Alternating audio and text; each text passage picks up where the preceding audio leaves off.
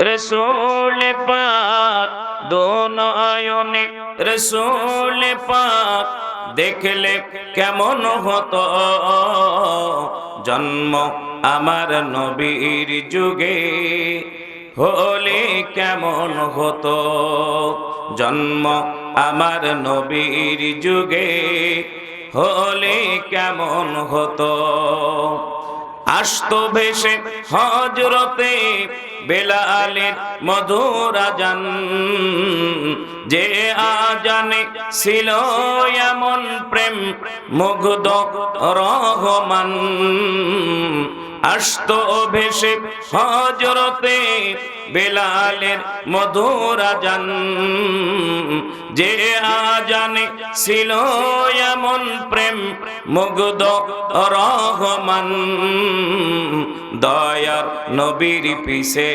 নামাজ পড়লে কেমন হতো ঠিক না দয়ার নবীর পিছে নামাজ পড়লে কেমন হতো হায়ারিং করা লোক নিয়ে কিন্তু জমি দখল করা খুবই কষ্টকর হয়ে যায় জমির পক্ষের যদি 5 জন লোক যদি নেমে যায় হায়ারিং পার্টি যদি অপর দিকে যদি আসে জমির পক্ষের 5 জন লোকের কাছে শত শত লোক ভয়ে দৌড় দেয় এরকম প্রমাণ আছে না নাই কারণ কি জানেন যেই মানুষগুলিকে ভাড়া করে আনছে ওরা তো গরুর গোশত খাওয়ার জন্য এসেছে যেই মাস্তানকে জমি দখল করার জন্য ভাড়া করে এনেছেন অ্যাপাচি পালসার গাড়ি ওরা তো ইয়াবা বড় বড় ডাল মদের বোতল খাওয়ার জন্য এসেছে জমির পক্ষের লোকজন যখন মাঠে যখন নেমে যায় তখন বলে জীবন দিব তাও এই জমিতে ছাড়বো না তখন দেখবেন হায়ারিং পার্টিরা ভয়ে দৌড় মারবে কথা বলেন ঠিক কিনা জিয়ারা তো মরিয়া হয়ে লেগেছে আমি আপনাদেরকে এতটুকু বলে দিতে চাই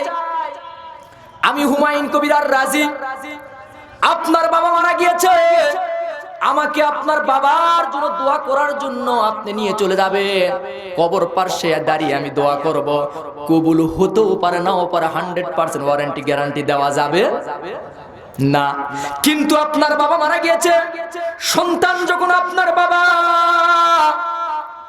ওই সন্তান যখন বাবার কবর পাশে দাঁড়িয়ে চোখের পানি ফেলে যখন দোয়া করবে পড়ুন রব্বিরহামহুমা কামা রব্বায়ানি সগীরা।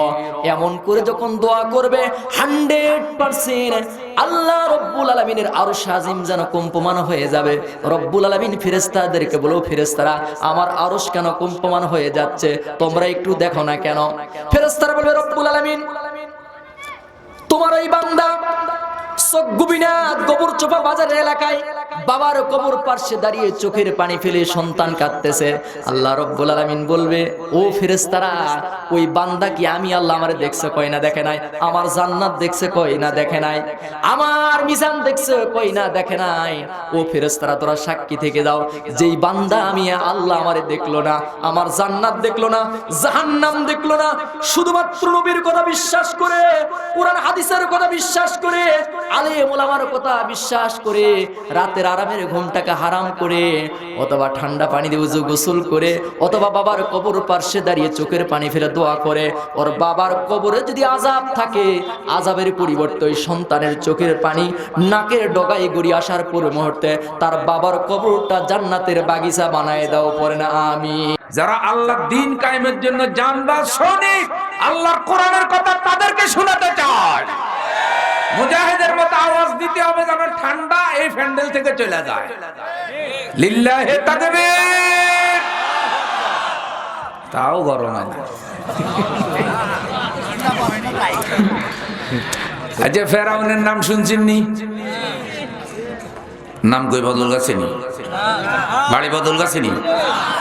ভাই, ফেরাউনের শেষ পর্যন্ত আল্লাহ ধরছে কেমনে, ইতিহাসটা মনে করাই দিই, বাস্তবতা মিলাই আনেন, যাতে এই যুগে আইসাও কেউ ছোটখাটো ফেরাউন হইবে চিন্তা না করে।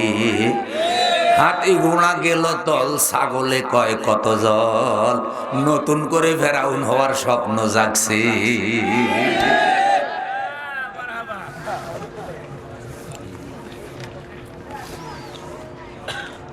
মুসা আলাইহিস সালামের জন্ম ঠেকানোর জন্য ফেরাউন 50,000-এর উপরে পুত্র সন্তান হত্যা করেছে। এই ইতিহাস কোরআনে আছে না নাই? মুসাকে আসতে দিবে না।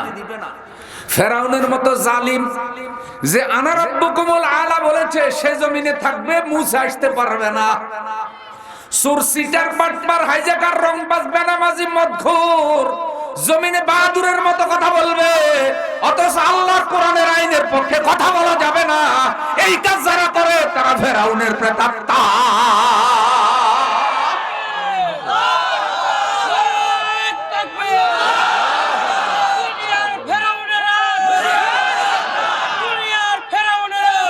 কেমন হতো জন্ম আমার নবীর যুগে হলে, কেমন হতো দুনয়নে রাসূলে পাক দেখিলে, কেমন হতো জন্ম আমার নবীর যুগে হলে, কেমন হতো জন্ম আমার নবীর যুগে হলে, কেমন হতো। আস্ত ভেসে হযরতে বেলালের মধুর আযান।